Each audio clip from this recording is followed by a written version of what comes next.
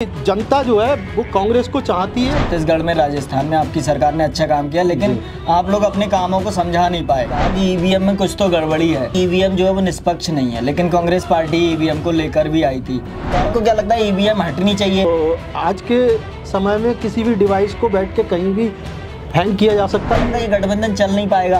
राहुल गांधी जी पे टिप्पणी की नरेंद्र मोदी जी ने कि ये देखिए, मैं तो पहले ही कह रहा था कि ये नहीं चलेगा। पिछड़े वर्ग की तरफ से एक बात आ रही है कि कांग्रेस के द्वारा उचित टिकट नहीं दी। ब्राह्मण समाज के लोगों को 30-32 टिकट दे दी गई। SC/ST को उनकी संख्या के बराबर संगठन में हिस्सेदारी देंगे, तो उस पर भी बहुत ज़्यादा काम नहीं हो पाया। पिछड़ी जातियाँ, जो कमज़ोर जातियाँ हैं, उनको भी कांग्रेस पार्टी अपने संगठन में बिल्कुल जगह नहीं देती है। लेकिन जो तेली है या बढ़ई है या लोहार है या कुम्हार है, उसके लिए आपके संगठन कोई जगह ही नहीं है। संगठन पे काम चल रहा है और बहुत जल्द इसके रिजल्ट आपको यूपी से ही देखने को मिल जाएंगे। अभी तो 24 को लेके कांग्रेस पार्टी की अपनी क्या तैयारियां? इंडिया गठबंधन की तो जो है वो है, कांग्रेस पार्टी की अपनी क्या तैयारियां? कांग्रेस का कभी मनोबल नहीं टूटा है और कांग्रेस ने हमेशा देश के लिए काम किया है। तो बीजेपी का तो एक फंडा है कि पब्लिक में जो मैसेज देते हैं वो समझे, तो वो गुमराह करने वाला और भ्रमित करने वाला मैसेज होता है। अब इसके क्या मुद्दे हैं कांग्रेस पार्टी के, जिन पर ले जाके आप अब जनता के बीच जाएंगे? जैसे आप बागेश्वर बाबा के पास आपके कमलनाथ जी गए,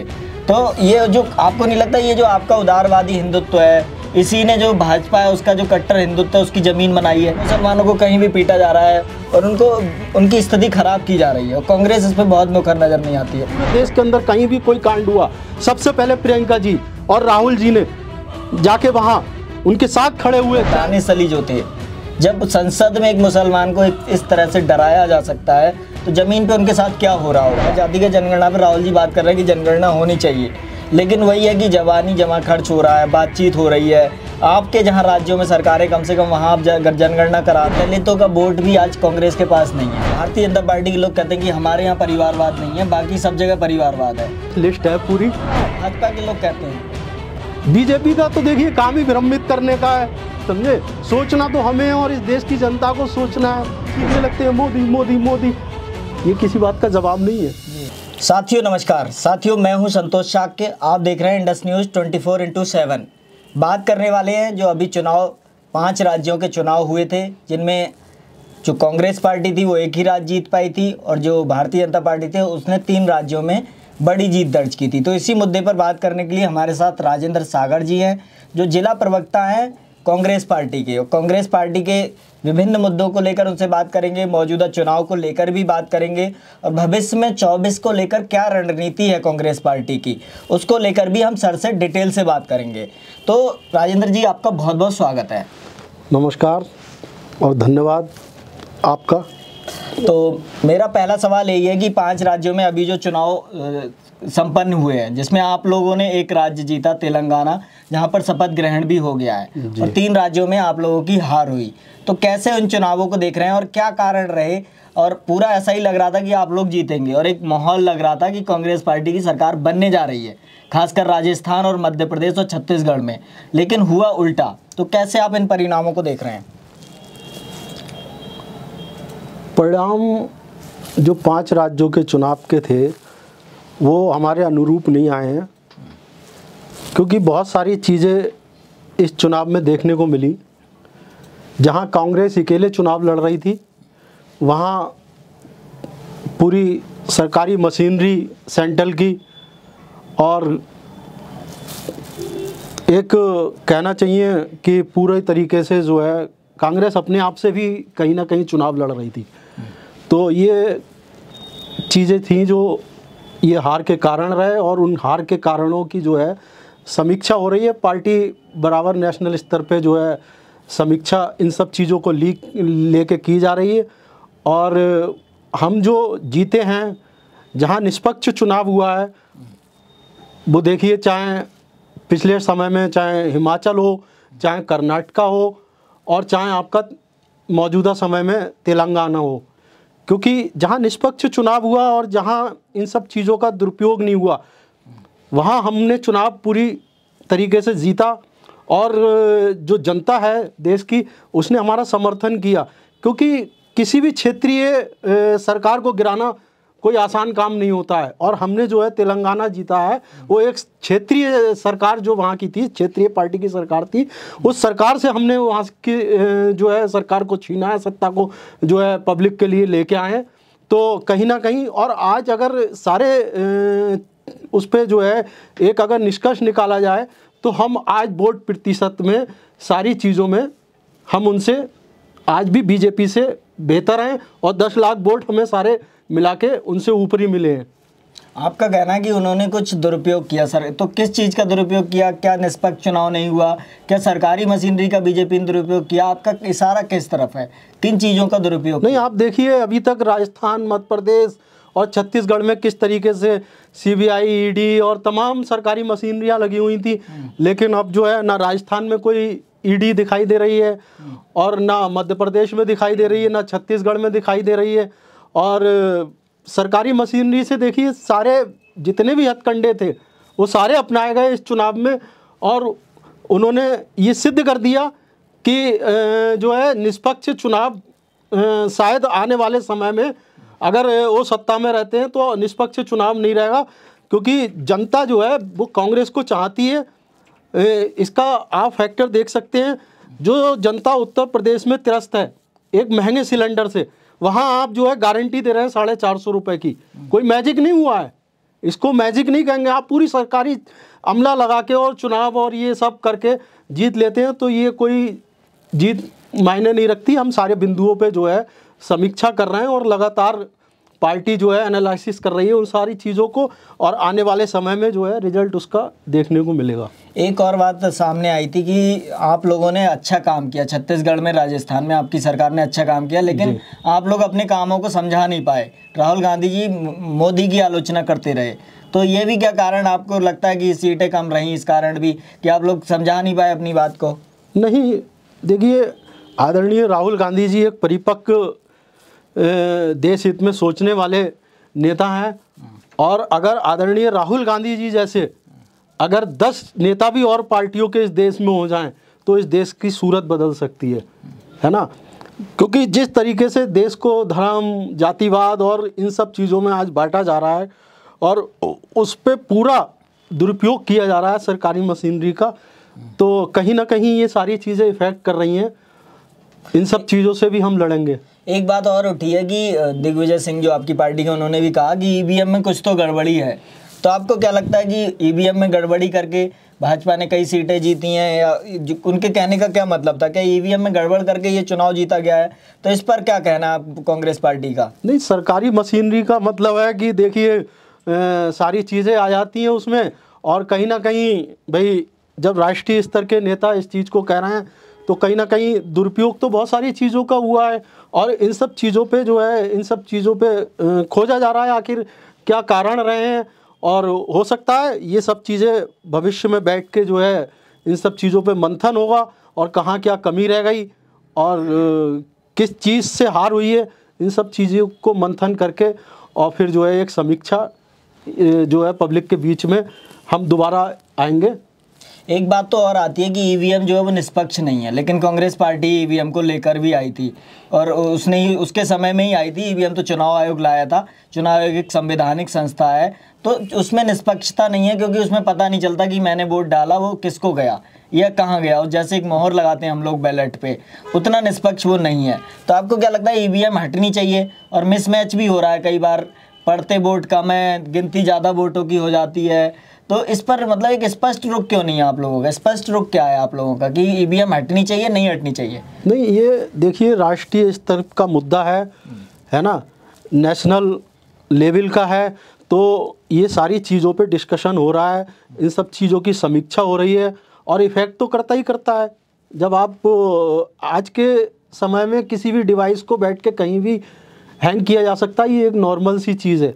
आप देखते हैं कि किसी के खाते के पैसे किसी के खाते में किसी ने ट्रांसफ़र कर लिए, बहुत सारी चीज़ें हैं, और केवल एक कोड का इस्तेमाल होता है। और फिर बहुत सारी चीज़ें ये भी हैं कि भाई एक सत्ता पक्ष का जो है दबदबा रहता है, और लंबे समय के बाद पता चला आज वोटिंग हो रही है, 15 दिन बाद या महीने भर बाद काउंटिंग हो रही है, तो मैं समझता हूँ शायद इन सब चीज़ों का इफेक्ट तो रहता ही रहता है कहीं ना कहीं, समझे। और इन सब चीज़ों पे काम होगा और कांग्रेस फिर जनता के बीच में आएगी, जनता की आवाज़ बनेगी और फिर से जो है जनता के लिए लड़ेगी। एक और बात है कि चुनाव के पहले इंडिया गठबंधन का आप लोगों ने एक घोषणा की थी और उसका गठन किया था, और आप लोगों ने कहा था कि हम सब मिलके 24 का चुनाव लड़ेंगे, आगे के चुनाव लड़ेंगे। लेकिन इन 5 राज्यों के चुनाव में गठबंधन सही से काम नहीं कर पाया। आपके गठबंधन के पार्टनर एक दूसरे से ही लड़ते नजर आए, खासकर समाजवादी पार्टी पर कांग्रेस की तरफ से टिप्पणियां की गई, बाद में अखिलेश आपसे नाराज हो गए, सब लोग एक दूसरे से लड़ते रहे। तो आपको क्या लगता है कि गठबंधन चल नहीं पाएगा? आप लोग अब आपस में ही आपकी छीना झपटी या लड़ाई शुरू हो गई है, इस पर क्या कहना है? संतोष जी देखिए, आपका चैनल नेशनल स्तर पे काम करता है तो आपका दिल बड़ा है, और जो लोकल स्तर पे काम कर रहे हैं तो वो उसी सोच से सोचेंगे। तो कांग्रेस एक राष्ट्रीय पार्टी है और एक बहुत पुरानी पार्टी है, बरसों से, सैकड़ों बरस से भी ज़्यादा से जो है भारत के लिए काम कर रही है, भारत की जनता के लिए काम कर रही है। तो कांग्रेस का सोचना एक अलग है। और ये जो भी गठबंधन हुआ था ये लोकसभा चुनाव के लिए हुआ था, है ना। स्टेट की कोई बात इस तरीके की आई नहीं थी। और अभी लोगों को लगा है, दूसरी पार्टियों को भी लगा है कि इस पे दोबारा से पुनः विचार होना चाहिए। और 19 तारीख को अभी तक जो डेट आई है कि 19 दिसंबर को जो है अभी फिर से एक इंडिया गठबंधन की बैठक होने जा रही है, जहाँ तक मैं समझता हूँ, जो भी ऊपर से आदेश है। और बाकी तो जो भी नेशनल लीडर तय करेंगे वो होगा, लेकिन दोबारा से फिर से बात होगी और उन सारी चीज़ों को देखा जाएगा कि कहाँ क्या कमी रह गई।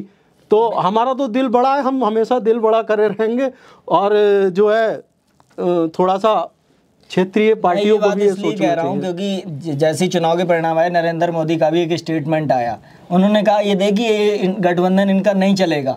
राहुल गांधी जी पे टिप्पणी की नरेंद्र मोदी जी ने कि ये देखिए मैं तो पहले ही कह रहा था कि ये नहीं चलेगा, और उन्होंने तुरंत ही टिप्पणी कर दी। तो उनकी टिप्पणी पे क्या कहेंगे आप? देखिए, जो व्यक्ति 36 दलों के साथ लड़ रहा हो और उसके पास वो 36 दल ऐसे हैं, क्योंकि उनमें से कोई नेता नहीं है उन 36 दलों में। वो 36 दल हैं तो, लेकिन कोई ऐसा नेशनल लीडर या क्षेत्रीय लीडर भी उनके पास नहीं है। छोटा वोट बैंक जो है उन्होंने वो इकट्ठा करा, किसी के पास आधा % है, किसी के पास 0.25% है। इस तरीके से करके 36 दलों के साथ जो बीजेपी लड़ रही, और वो 26 दलों वालों के ऊपर उंगली उठा रही है, जिसमें पूरे नेशनल के एक से एक लीडर हैं, समझे। माननीय मल्लिकार्जुन खड़गे साहब जैसे लीडर या नीतीश कुमार जी जैसे लीडर उस संगठन के अंदर हैं।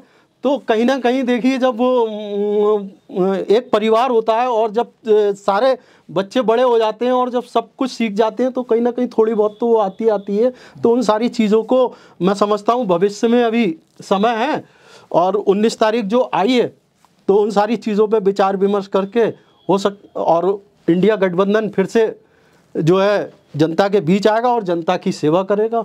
एक बात और आ रही है कि पिछड़े वर्ग की तरफ से एक बात आ रही है कि कांग्रेस के द्वारा ओबीसी जातियों को, उनकी संख्या 52 से 60% तक देश में है, तो कांग्रेस पार्टी के द्वारा उनकी बात तो की गई, मुँह जवानी बातें तो की गई, लेकिन उचित टिकट नहीं दिए गए। जैसे मध्य प्रदेश की बात करूं तो ओबीसी को सिर्फ 10-12 टिकट दी गई, वहीं अकेले ब्राह्मण समाज के लोगों को 30-32 टिकट दे दी गई। तो आप लोगों के द्वारा ओबीसी को उचित टिकट नहीं दिए गए, इसलिए आप हारे। तो इस आरोप को आप कैसे देखते हैं? अब आरोप तो कुछ भी लग सकता है, और ज़्यादातर जो है इस चुनाव में स्टेट लेवल पे ही टिकट के बंटवारे का वो रहा, नेशनल स्तर पे नहीं रहा। क्योंकि शायद स्टेट का चुनाव था तो स्टेट की जो लीडरशिप थी वो ज़्यादा बेहतर समझ सकती थी। अब वो उन्होंने क्या कारण रहा, उन सब सारी चीज़ों की खोजबीन चल रही है, उन सारी सब चीज़ों पे बातचीत हो रही है, समीक्षा हो रही है, और जो निकल के आएगा। राहुल जी आज पूरे देश का हर वर्ग को साथ लेके चलना चाहते हैं, मजदूर, मजलूम, दलित, शोषित, पीड़ित, वंचित, हर उस गरीब को साथ लेके चलना चाहते हैं। और उनकी सोच जो है वो सोच, अगर हम लोग सत्ता में आते हैं, इंडिया गठबंधन जो भी भविष्य में होगा वो अगर सत्ता में आता तो इन सारी चीज़ों पे वर्क होगा। ये राहुल, वही मैं कह रहा हूँ कि राहुल गांधी तो स्टेटमेंट दे रहे थे, लेकिन आपके स्टेट में वो एग्जीक्यूट नहीं हुआ। वो ओबीसी, एक प्रेस कॉन्फ्रेंस में वो कहते हैं कि यहाँ ओबीसी के पत्रकार नहीं हैं, ओबीसी वाले कहीं नज़र ही नहीं आते हैं, लेकिन वो आपकी जो स्टेट कमेटियाँ वो एग्जीक्यूट करती नज़र नहीं आती हैं। तो वही मैं पूछ रहा हूँ, क्यों नहीं करती हैं? अभी आपसे कहा कि ये सारी चीज़ें जो है इन पे सब पे जो है चर्चा हो रही है, समीक्षा चल रही है, और जब निकल के आएंगी तो उसके बाद देखा जाएगा कि कहाँ क्या। एक और बात कही गई थी आपके छत्तीसगढ़ अधिवेशन जब कांग्रेस का हुआ था रायपुर में, कि हम ओबीसी SC/ST को उनकी संख्या के बराबर संगठन में हिस्सेदारी देंगे, तो उस पर भी बहुत ज़्यादा काम नहीं हो पाया। उत्तर प्रदेश में नए प्रदेश अध्यक्ष भी बन गए, उनसे भी मैंने ये सवाल पूछा था, तो उन्होंने कहा था करेंगे, लेकिन हो नहीं रहा है। तो उस पर आपका क्या? नहीं, चल रहा है, सारा काम चल रहा है, और बहुत जल्दी जिले स्तर पे और शहर स्तर पे कमेटियां जो है चेंज होने वाली हैं। वो सारी चीज़ों का जो है आपको जो छत्तीसगढ़ में जो अधिवेशन हुआ था उसका सब धरातल पे भी दिखाई देगा, क्योंकि बहुत लंबा समय हो गया है एक, और 32-34 साल से जो है हम प्रदेश में नहीं हैं, पिछले 10 साल से सेंट्रल में भी नहीं हैं। तो बहुत सारी चीज़ें हैं, धीमे धीमे जो है उन सारी चीज़ों पे काम चल रहा है, और बहुत जल्द इन सब चीज़ों का रिजल्ट सामने देखने को मिलेगा।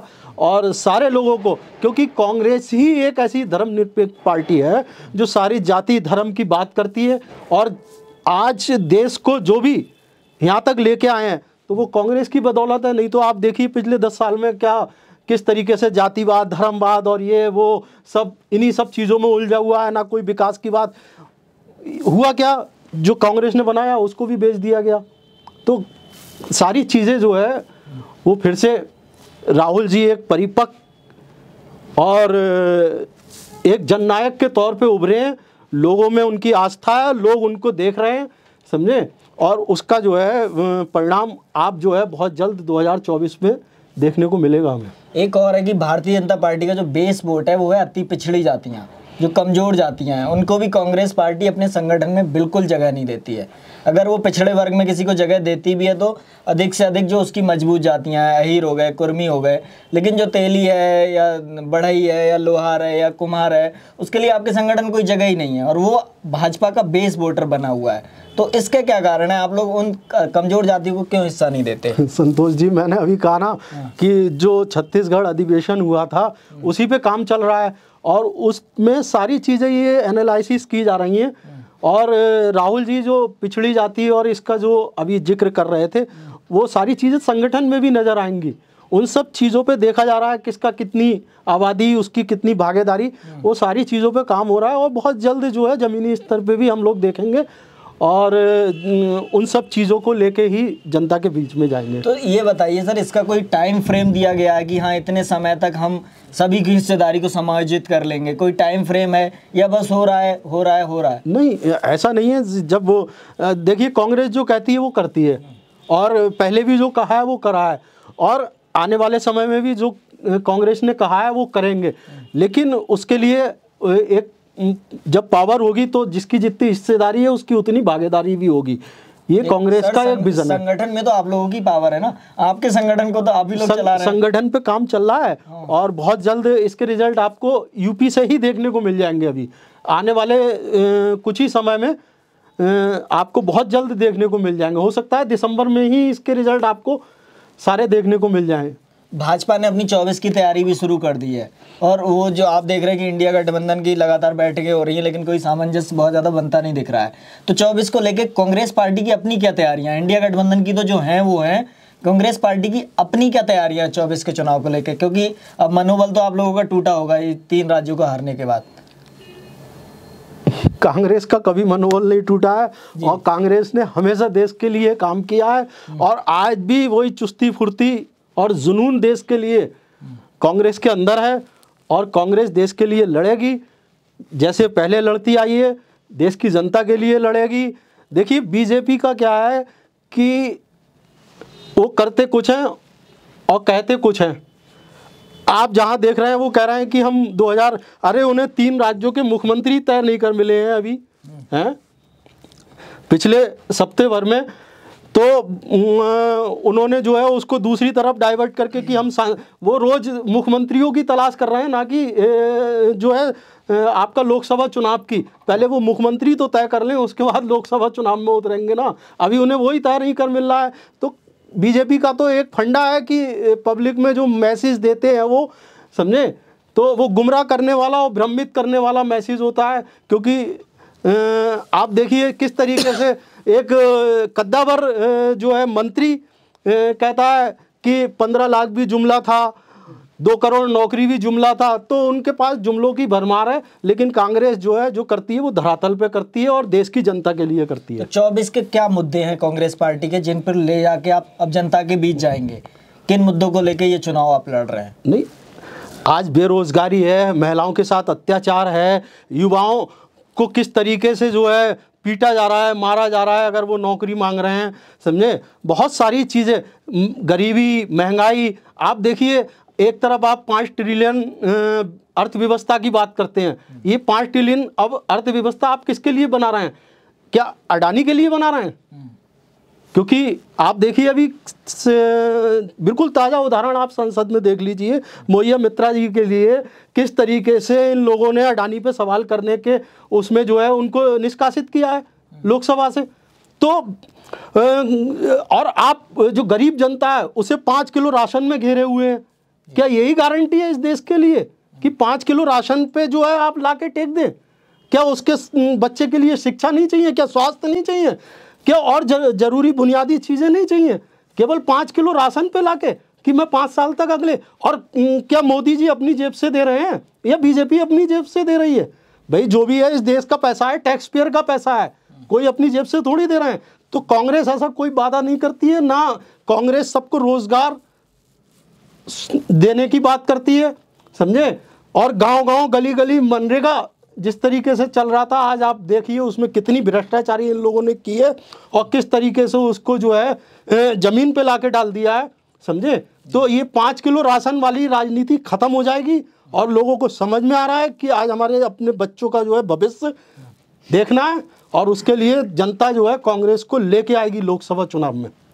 तो एक बात और है कि आप लोग जैसे भाजपा जो है वो कट्टर हिंदुत्व की राजनीति कर रही है, वो बिल्कुल हिंदू को इकट्ठा करने का नाम। आप लोग उदारवादी हिंदुत्व की बात करते हैं। तो जैसे आप बागेश्वर बाबा के पास आपके कमलनाथ जी गए, तो ये जो आपको नहीं लगता ये जो आपका उदारवादी हिंदुत्व है, इसी ने जो भाजपा है उसका जो कट्टर हिंदुत्व है उसकी ज़मीन बनाई है? इस पर आपको क्या लगता है? देखिए, कमलनाथ जी का अपना सोचना होगा या उन्होंने क्या किया वो अपना उनका व्यक्तिगत मत होगा, है ना। जहाँ तक मैं समझता हूँ, और ये तो हमारे देखिए हमारी सबसे जो है मेन पॉलिसी है हमारी पार्टी की। कांग्रेस एक धर्मनिरपेक्ष पार्टी है, सारे धर्मों की बात करती है, सारे जातियों की बात करती है, हर गरीब, मजदूर, मजलूम और हर जो है मिडिल क्लास या सर्विसमैन, हर किसी की बात करती है। कांग्रेस कभी भी जो है ये जातिवाद की और धार्मिक राजनीति नहीं करती है, और ना ही भविष्य में। अगर धार्मिक राजनीति पे आते तो हम इनसे सत्ता कब की छीन लिए होते। लोगों को समझ में आ रहा है, समझे, कि धर्म अपनी जगह है। अरे धर्म कोई इन्होंने थोड़ी दे दिया, धर्म हमारे बाप दादा दे के गए हैं, उनकी देन है, उनकी देन है हमारी, समझे। धर्म कोई यहाँ इन्होंने थोड़ी पैदा करा है, ये तो बरसों से चला आ रहा है, पीढ़ियों से चला आ रहा है, इनकी कोई वो नहीं है। और हम जो है ऐसी कोई धार्मिक राजनीति नहीं करना चाहते। इस देश के विकास के लिए काम किया है और इस देश के विकास के लिए काम किया करेंगे। और जो इनका नारा, जो इन्होंने जो फर्जी नारा दे रखा है, सबका साथ सबका विकास, और जो सबका विनाश कर रहे हैं, हम उसको फिर से सबका विश्वास जगा के और इस जनता के बीच आएंगे और कांग्रेस जो है 2024 में पुनः सरकार बनाएगी और इस देश की जनता के साथ जो है वही फिर विकास और विश्वास का काम करेगी। मैंने हिंदुत्व वाला सवाल इसलिए पूछा क्योंकि अभी जो भारतीय जनता पार्टी है उसके विंग है वो मुसलमानों को लेकर बहुत कट्टर हो गए हैं। कहीं उन्हें घेर के पीट दे रहे हैं, कहीं उनकी लिंचिंग कर दे रहे हैं। कांग्रेस पार्टी को उनकी रक्षा करने के लिए बहुत मुखर नज़र नहीं आती है। तो मुसलमानों को कहीं भी पीटा जा रहा है और उनकी स्थिति खराब की जा रही है और कांग्रेस इस पर बहुत मुखर नज़र नहीं आती है। तो क्या आप उदारवादी हिंदुत्व को फॉलो कर रहे हैं? क्या मुसलमानों की सुरक्षा मुद्दा नहीं रह गई है? तो मुसलमान आपके लिए कितना इम्पोर्टेंट है, उसकी सुरक्षा कितनी इम्पोर्टेंट है? नहीं, हमारे लिए तो इस देश का हर व्यक्ति जो सबसे नीचे पायदान पे खड़ा है, वो चाहे किसी भी जाति धर्म का या बिरादरी का हो, हमारे लिए सब मायने रखते हैं। और कांग्रेस ही एक ऐसी पार्टी है जो सबके लिए लड़ती है। आप देखिए प्रियंका जी ने उत्तर प्रदेश में या कहीं भी किसी भी पूरे देश के अंदर कहीं भी कोई कांड हुआ, सबसे पहले प्रियंका जी और राहुल जी ने जाके वहाँ उनके साथ खड़े हुए, चाहे वो हिजाब वाला मामला हो, चाहे एक दलित की बेटी को रात में जलाने का काम हो, समझे। तो ऐसी चीज़ें जो है वो केवल कांग्रेस ही कर सकती है, और कांग्रेस हर जाति धर्म के साथ खड़ी हुई है। कांग्रेस को कभी भी एक तरफ का या एक चीज़ नहीं दिखती है। कांग्रेस धर्मनिरपेक्ष थी और आज भी धर्मनिरपेक्ष। मैं वही पूछ रहा था कि मुसलमानों की स्थिति खराब है तो उनको लेके क्या किया जाएगा। जैसे आपने देखा संसद में दानिश अली जो थे, जब संसद में एक मुसलमान को इस तरह से डराया जा सकता है तो जमीन पे उनके साथ क्या हो रहा होगा।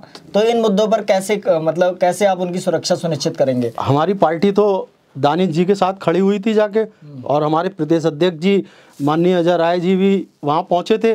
और आज देखिए उनकी पार्टी की लीडर ने खुद जो है पार्टी से निष्कासित कर दिया है ना। तो ये उन लोगों को सोचना चाहिए जो उनका दम भर रहे थे और आज पार्टी से ही निकाल रहे हैं।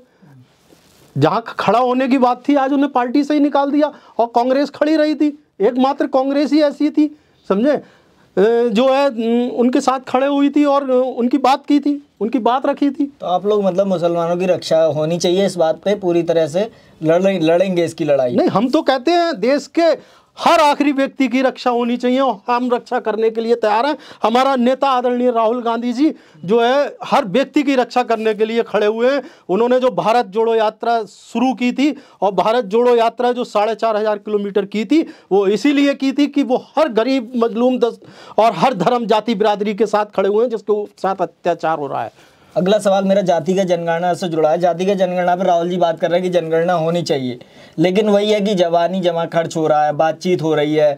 आपके जहां राज्यों में सरकारें कम से कम वहां आप अगर जनगणना करा दें, ओबीसी आरक्षण बढ़ा दें, तो कोई स्टेप आप लोग नहीं लेते नजर आ रहे। जैसे हम तो स्टेप क्यों नहीं ले रहे, स्टेप कब लिए जाएंगे? संतोष जी देखिए, हम बहुत जल्दी में ही, अभी हिमाचल की भी अभी बनी है, कर्नाटक की भी अभी जल्दी में ही बनी है, और तेलंगाना में भी अभी आए हैं। सारी चीज़ों पे वर्क हो रहा है और सारी चीज़ों का एनालिसिस करके, समीक्षा करके सारी चीज़ों पे काम होगा, और जिसका जो हक है वो मिलेगा। और कांग्रेस ने ही दिया है। अगर मैं भी यहाँ आज बैठा हूँ तो कांग्रेस की बदौलत ही बैठा हूँ, समझे, क्योंकि मैं जिस दलित समुदाय से आता हूँ, समझे, तो कहीं ना कहीं कांग्रेस ने सम्मान देने का काम किया था बाबू जगजीवन राम जी के जरिए।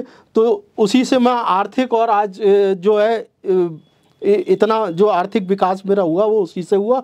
और चाहे वो मुस्लिम हो, चाहे अदरवाइज कोई भी अल्पसंख्यक हो या कोई भी इस देश का नागरिक हो, कांग्रेस ही उसको यहाँ तक लेके आई, और आज और आगे भी कांग्रेस ले जाएगी, और बच्चों के भविष्य कांग्रेस ही बनाएगी। आपने कहा कि आप दलित तबके से आते हैं, लेकिन दलितों का वोट भी आज कांग्रेस के पास नहीं है, तो वो क्या कारण रहा? आप लोग जुड़े उनके साथ, लेकिन आज पूरी तरह से उनके साथ दलित वोट भी नहीं है, मुस्लिम वोट भी बहुत कम है। इस बार आता जरूर दिख रहा है, जब बरेली में आपको जब मेयर का चुनाव हुआ तो बड़ा वोट मिला यहाँ पर कांग्रेस पार्टी को। तो आपको क्या लगता है वो वोट बैंक क्यों नहीं रहा? अच्छा सवाल है आपका। देखिए, भ्रमित होना और चीज़ों को समझना दोनों चीज़ें अलग अलग हैं। मुझे उस समय लगा था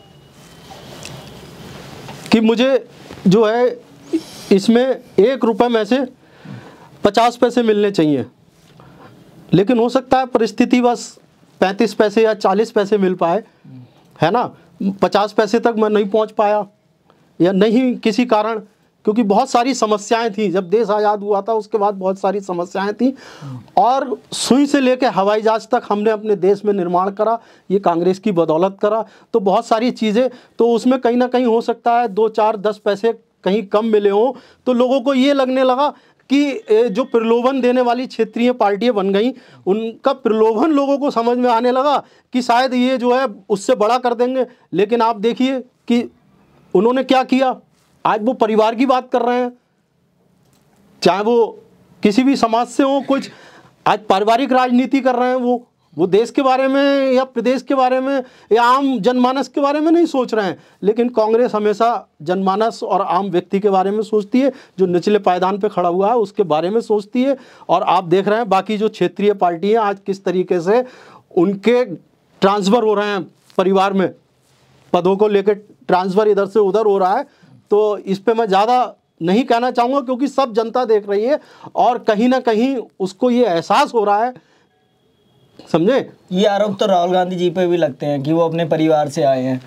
नहीं, आप एक चीज़ बताइए, राहुल जी किस परिवार से हैं?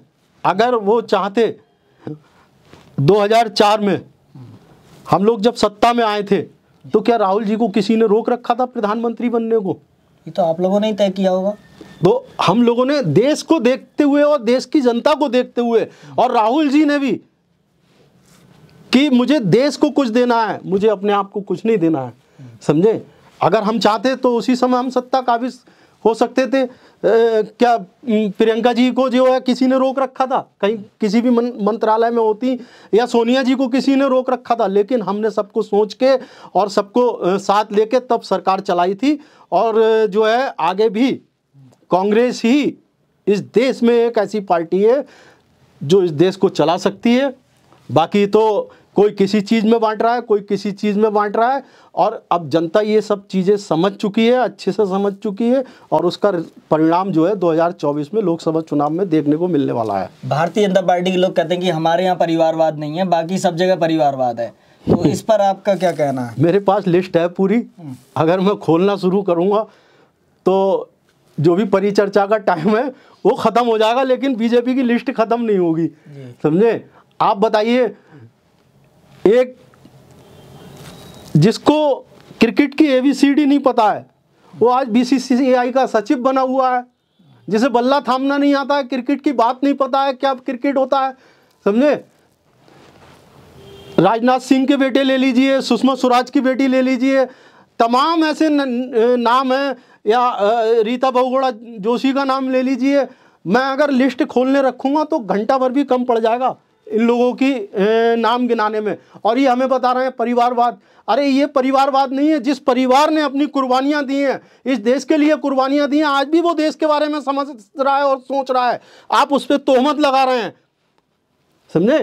क्या राहुल जी के पास अपना सब कुछ क्या कम है, जो सड़कों पे आज 4,500 किलोमीटर भारत के पूरे कोने कोने में घूम के और जो है खाक छान रहे हैं? तो सर, जैसे आपने भारत जोड़ो यात्रा की बात की, राहुल गांधी 4,500 किलोमीटर चले, तो वो जो भारत जोड़ो यात्रा है उसका क्या असर आपको दिखाई देता है? उससे क्या नए लोग जुड़े हैं, नए युवा आपके संगठन में भर्ती हुए हैं? जैसे आपको अगर बरेली में ही एक आंदोलन के लिए लोगों को इकट्ठा करना हो तो क्या क्षमता आपके संगठन की, कितनी क्षमता है, क्या क्षमता आप लोगों ने विकसित की है? नहीं, जो आम पब्लिक है वो सब इन सब चीज़ों को समझ रही है। और जितने भी आप देखिए ये धरना प्रदर्शन और ये सब होते हैं, ये कहीं ना कहीं कांग्रेस से ही इफेक्ट है, नहीं तो आदमी सड़क पे कहाँ आ जाएगा। उसे मालूम है कि हमें कोई तो बचाने वाला है इस देश में। जिस आदमी ने 4,500 किलोमीटर की जो है पैदल यात्रा की है, उसे लगता है कि कहीं ना कहीं वो हमारे साथ में खड़े हो जाएंगे, समझे। चाहे वो हाथरस का कांड हो, चाहे उन्नाव का कांड हो, तमाम ऐसे कांड हैं जहां कांग्रेस खड़ी रही है।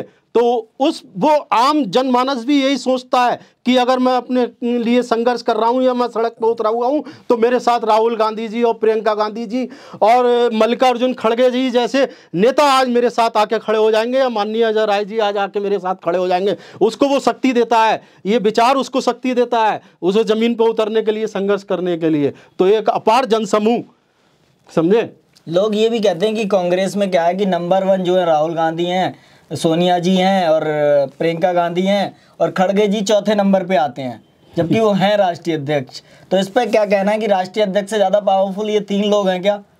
भाई देखिए, मैं तो पार्टी का प्रवक्ता हूँ, अगर मैं कहूँगा तो आपको लगेगा मैं अपनी बात कर रहा हूँ, लेकिन आप एक नेशनल न्यूज़ रीडर हैं और आप एक नेशनल चैनल का जो है एंकरिंग कर रहे हैं।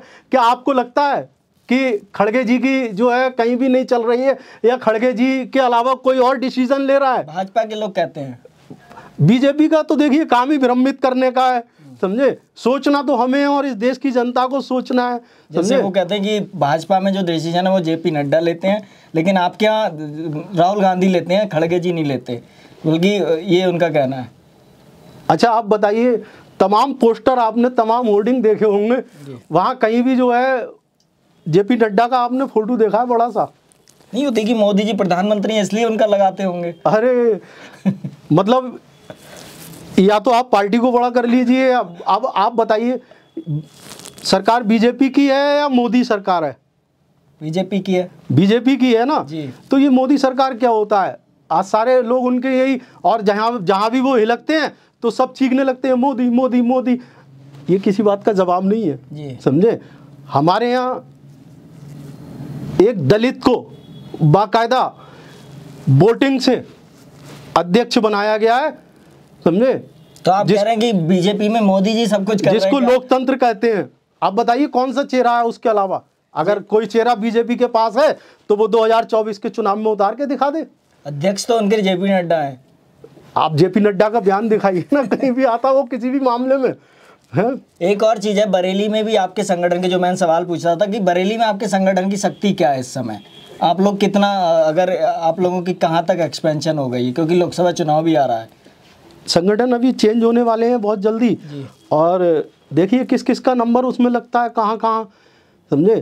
तो एक और बात है कि बरेली में भी क्या ओबीसी SC/ST की जो हिस्सेदारी संख्या के बराबर बात हुई थी वो क्या होगी? क्योंकि अभी तक तो है नहीं, बरेली जिले में आपका अभी तक कोई पिछड़ा या दलित जिला अध्यक्ष भी नहीं हुआ है, जिनकी सबसे ज़्यादा संख्या बरेली में है।